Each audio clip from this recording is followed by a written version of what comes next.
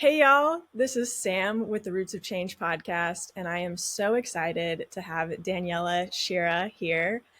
She uses she, her pronouns, and we are going to talk all about water access, water rights, and the Southwest. Daniella is a community engagement specialist formerly with Arizona Water for All, a program associated with Arizona State University.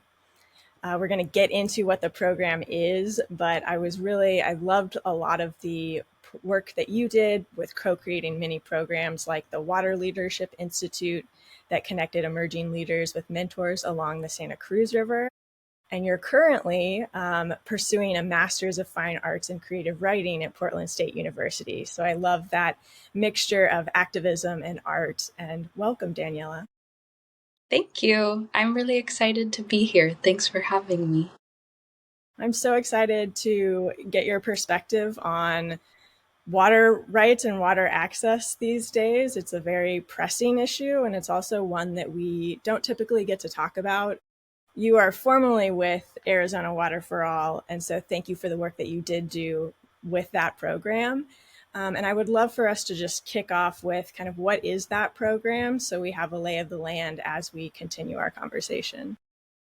Totally. Yeah, that feels like a really good place to start. I was with them for the past 2 years and recently transitioned out of the role that I was doing with them to go to grad school, like you mentioned. And it's been an interesting time of transition.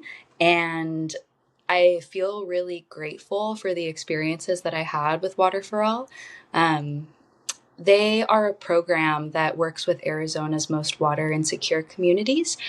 So, particularly rural communities, colonias communities, which are like unincorporated settlements, typically along the US Mexico border, um, and low income people. I think that what the program really focuses on is trying to create a sense of equity and of justice in a state where there are so many water issues and so many people who are lacking sustained and meaningful water security.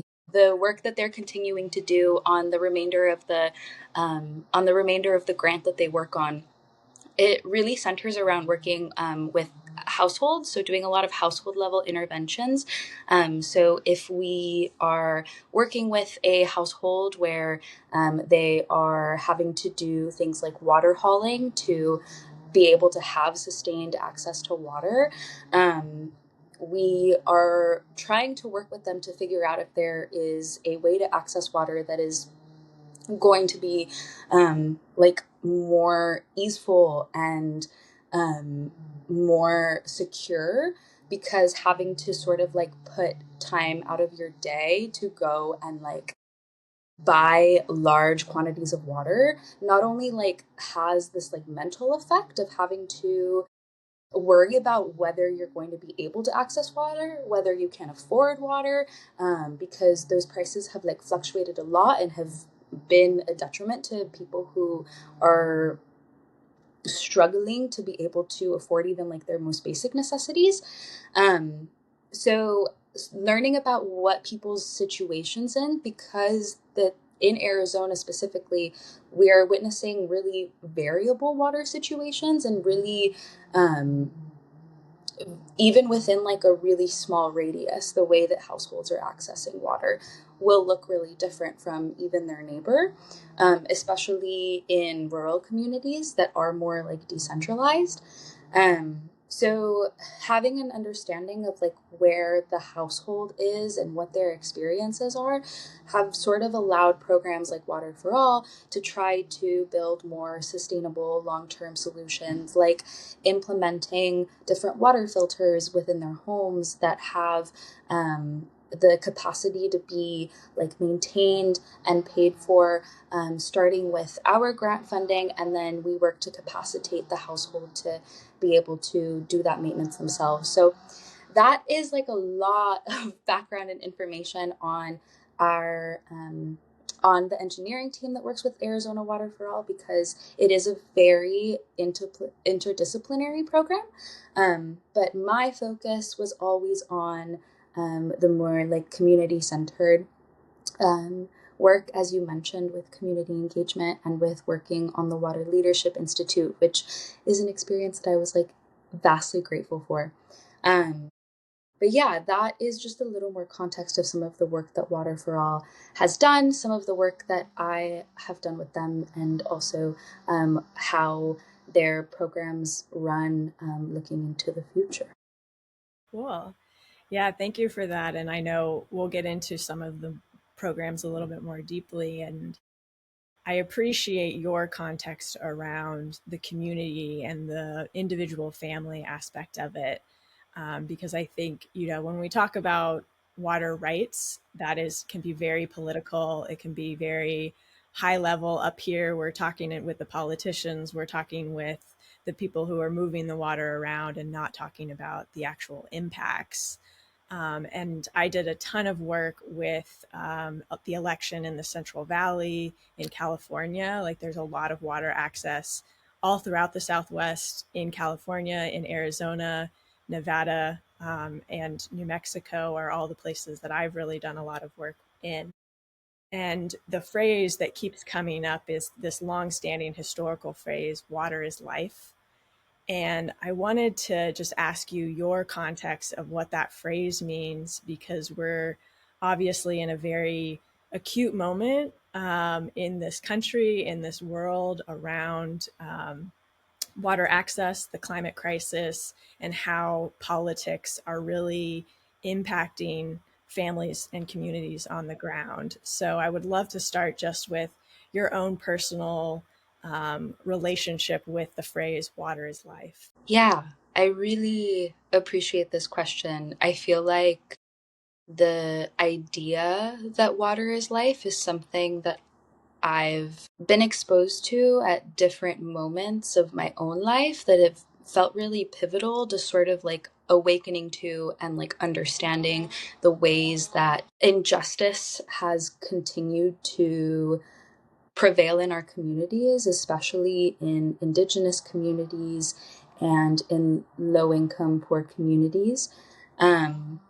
I remember I was a freshman in college when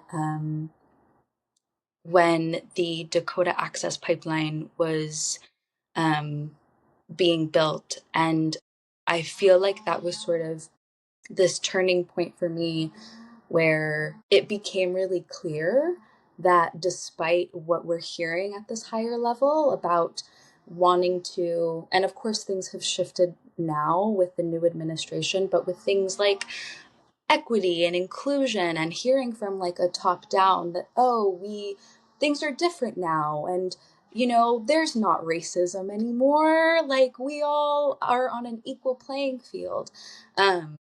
I think that for a while with like neoliberalism, that was something that we were being taught. And watching that happen, watching the violence that was perpetrated against Indigenous communities who were standing up for their water, their lifeblood, yeah, that veil was lifted and it became really clear that we live in a world that is deeply violent and deeply unjust, and that there are there's so much work to do. And water is life, I feel like, is this phrase that sort of reminds us of our belonging to each other and the ways that we intrinsically are part of the land and are part of the water and need one another to be able to survive in the same ways that we need water to be able to survive. And I think about water a lot, not only because of my past work, but also because I feel most like myself near the water. And I feel like water is a teacher, and being able to sit by a river and watch water flow sort of reminds me of the person that I want to be and how I want to exist in the world, and how there's so much value in being able to be strong and resilient, but also to allow flow and allow movement and allow peace and presence. And I I think that water is life is this phrase that, especially like with an organizing lens, even is really helpful because it's unifying and it unites us and it reminds us of the ways that we do, in fact, belong to each other. So, yeah, I this is something that I think about a lot. So I appreciate the question. Yeah, thank you. I appreciate the answer. I mean, I think, bringing it down into that body, the somatic part of it, of like, this isn't just a thing, a commodity, a product. Like, water is life. Water keeps us going, water keeps us alive. And I love that about keeping us connected. I have a lot of stories that I'm thinking of my journey across the country this summer, and water was a very important topic all throughout this country. I mean, you mentioned the access pipeline, and I was in South Dakota listening to different people talking about water rights then. New Mexico, I was in Elephant Butte Lake, and folks were discussing the how politicians and elites were siphoning off water and moving water around so that like larger cities could have access to the water versus these lower income communities. Um, I would love for you to touch on that a little bit, of kind of like just a little bit of like what are the politics of water rights right now, and also, but more specifically, like how does that impact communities? Like when communities don't have water, what does that really mean for people, for families? Totally. Yeah. And this is something that I've been grappling with and sort of witnessing in different ways in Arizona. And I feel like Arizona is really unique in a lot of ways. It shares a border with Mexico, and um, there are many sovereign indigenous nations that live in what we call Arizona, or live within those state boundaries.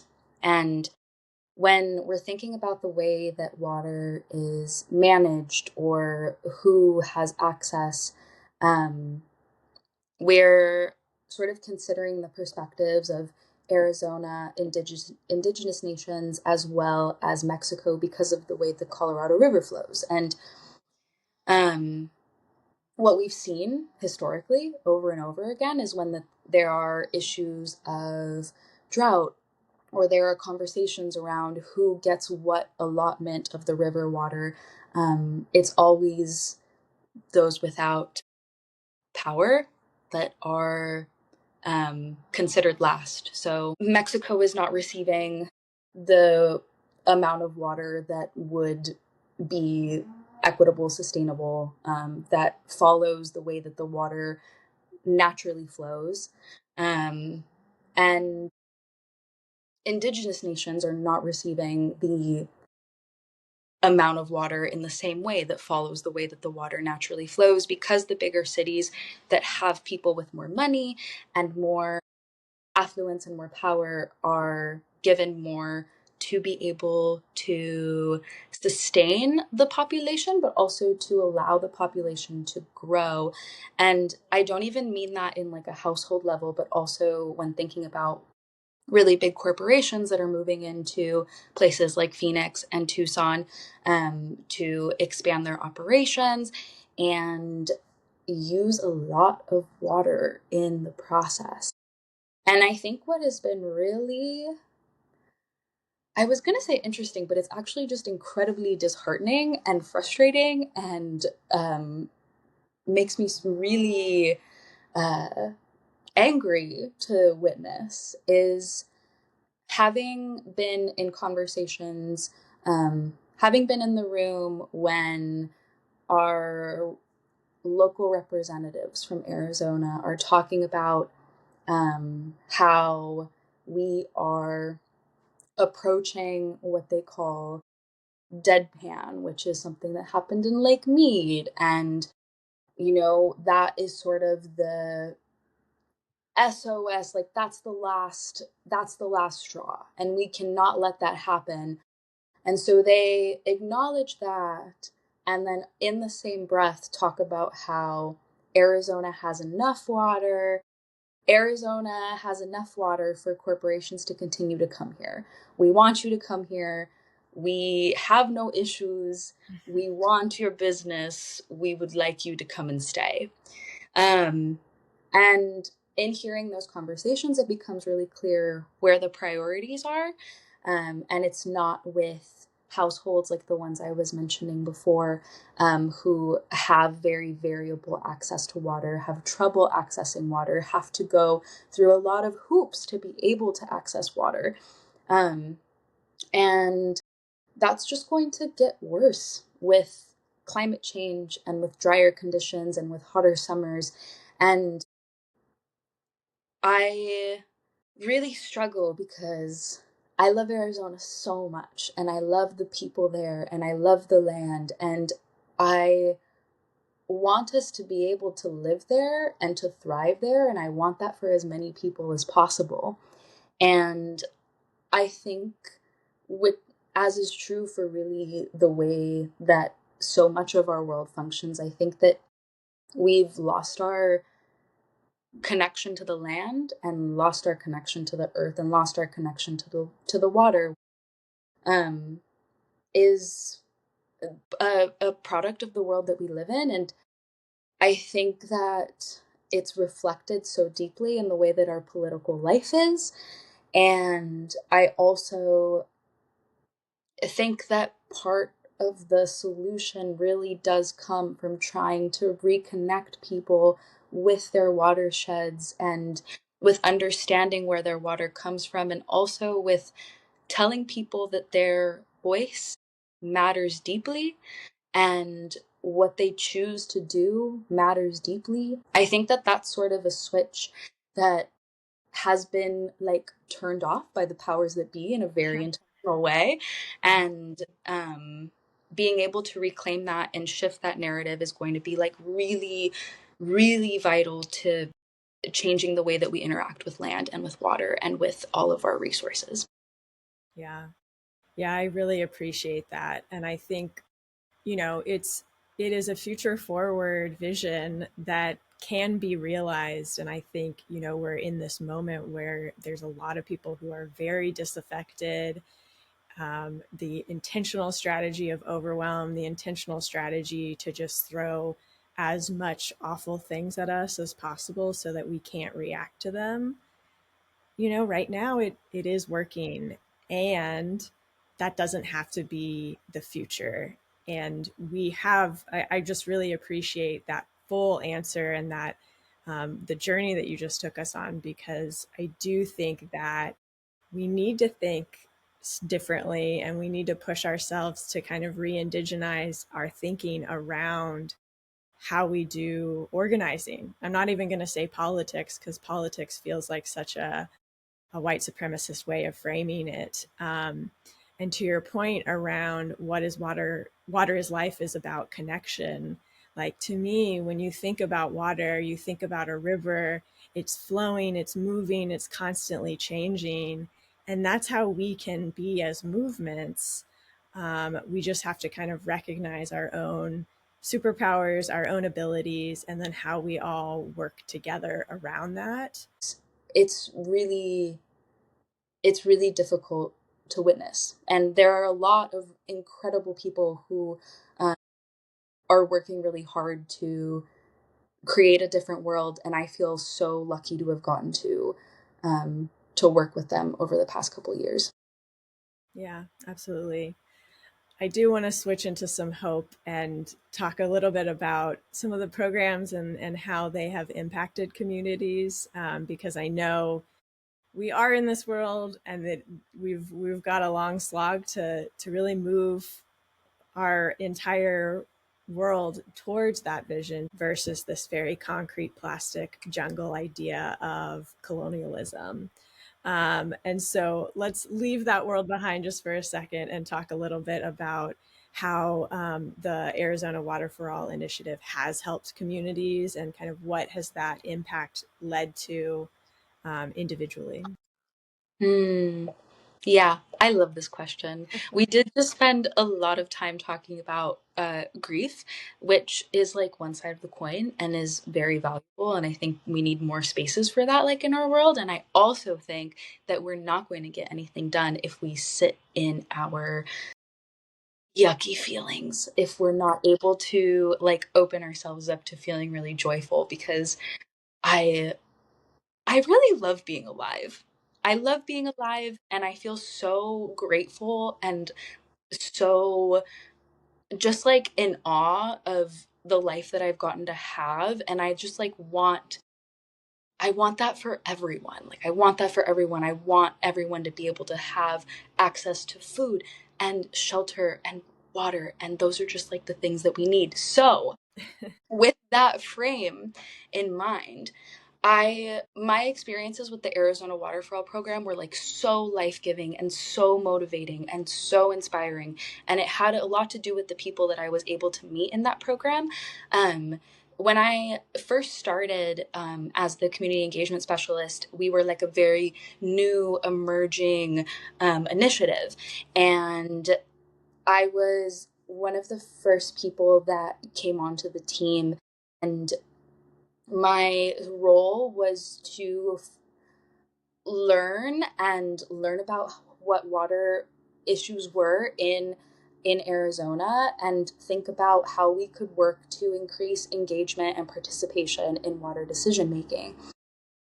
And to do that, or to make spaces where that was starting to happen, um, I connected with folks at the Environmental Defense Fund and at Water for People, and at a lot of other like really incredible community-based organizations in Arizona, mostly like in Tucson and in southern Arizona. Um, we we collaborated, and we were able to convene a water leadership institute, which looked like a series of workshops where um, people who this was open to everyone, but we, as you said, sort of called it emerging leaders. So people who historically are overlooked in decision making spaces. So poor people, queer people, people who are neurodivergent, non-white people. Like, we were trying to create a space where we're able to sort of show people the way that their voice matters, and show people the way that they are able to show up in more like formalized decision making spaces.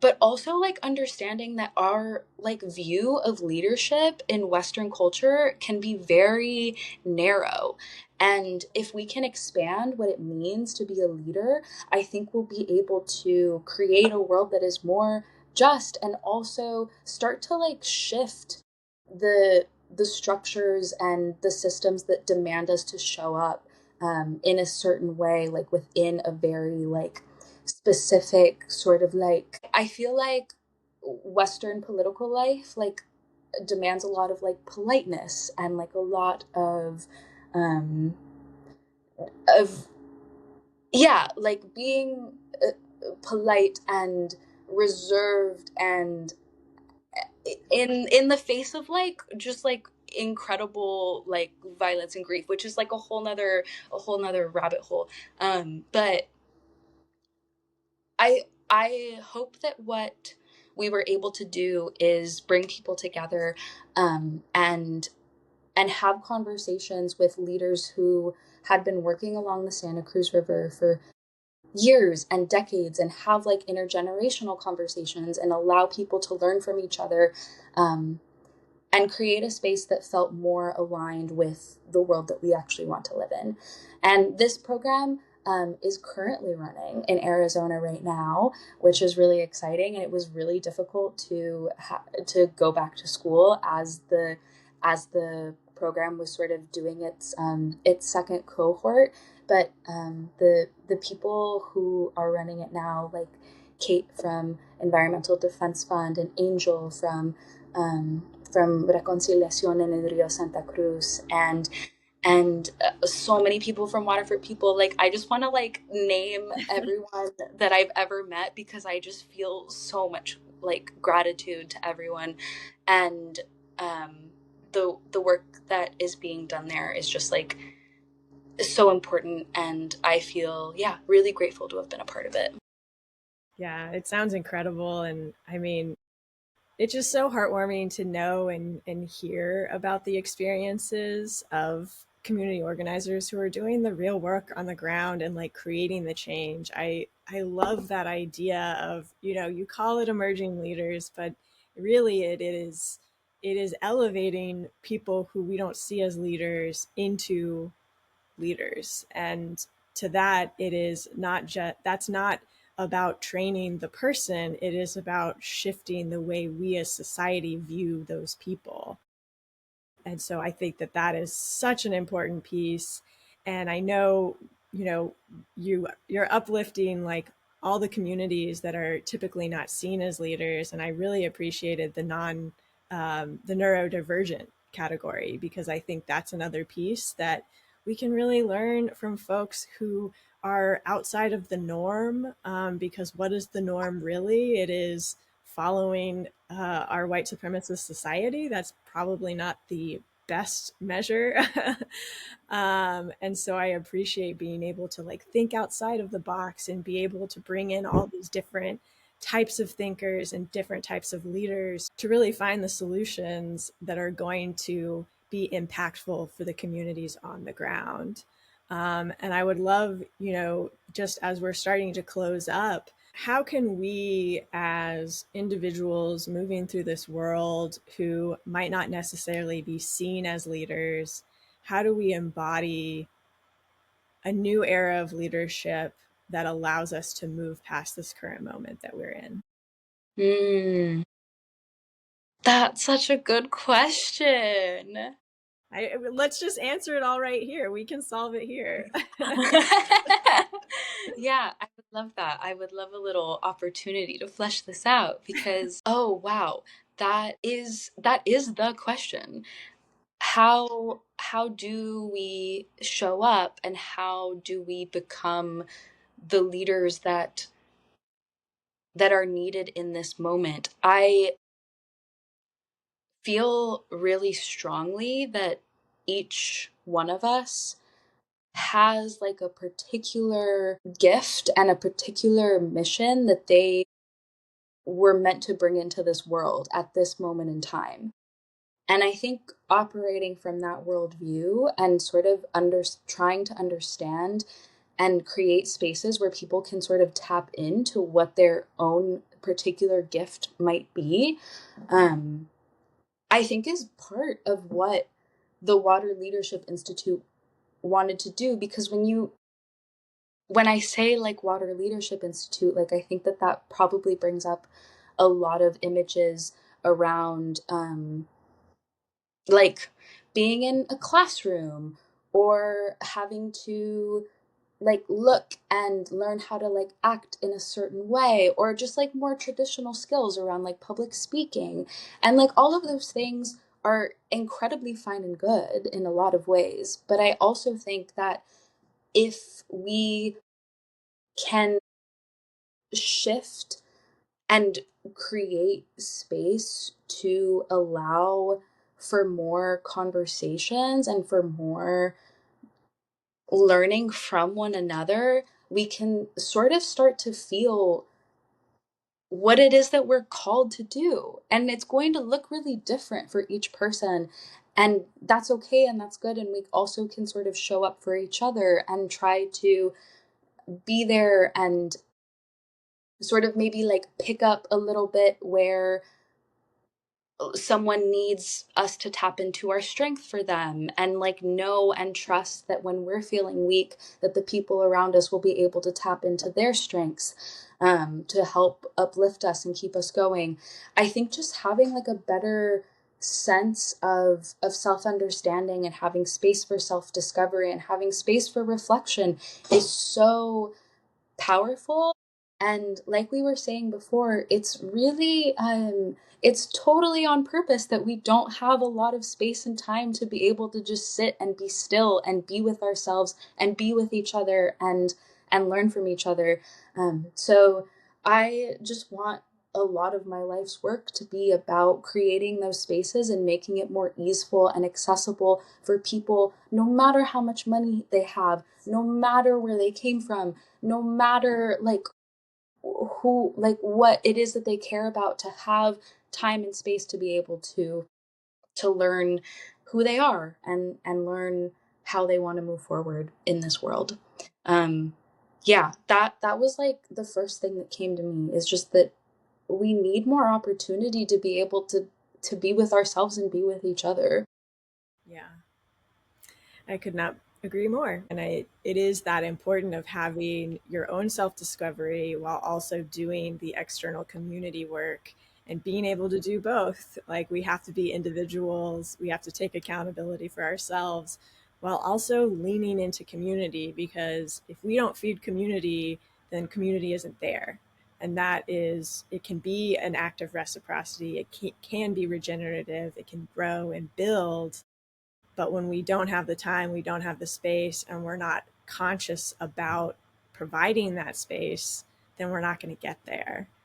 Um, so I know we have to wrap pretty soon, and I just am so appreciative of this conversation. There is so many layers that we went into, and I could dig into every single one of them a little bit more. But is there anything else that you want to share as we start closing? I feel deeply like motivated and energized by the conversation we just had, and I think I feel really appreciative, and I also just, yeah, really want to like reiterate how special and magical and incredible Arizona is, and how there are so many people there who are doing such incredible work. And it's such a gift to watch the people around you like live into their truths and live into their gifts. And I, yeah, I love Arizona. I love Tucson. I love the Santa Cruz River.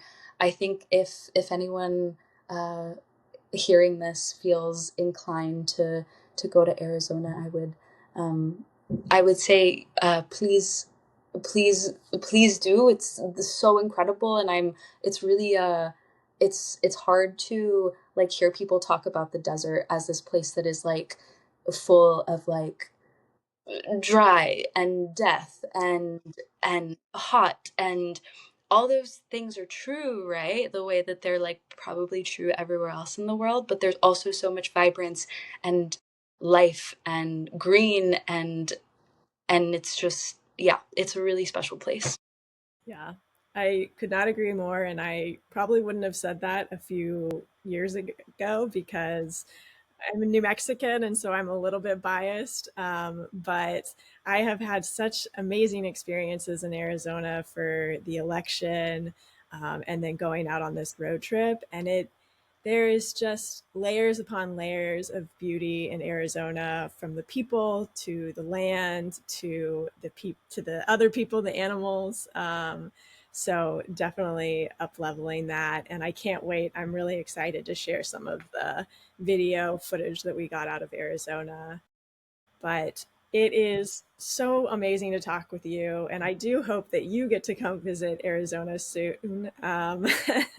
Get a little bit more of that dry heat than the Portland rain. But I'm so appreciative of this conversation, and for all of the work that Arizona Water for All has been doing, and all of the other corresponding organizations and leaders and folks all throughout Arizona. It's just hard to even touch on the level of organizing that is happening in Arizona. So I really appreciate that you up leveled that. And with that, I just ask that you all stay rooted.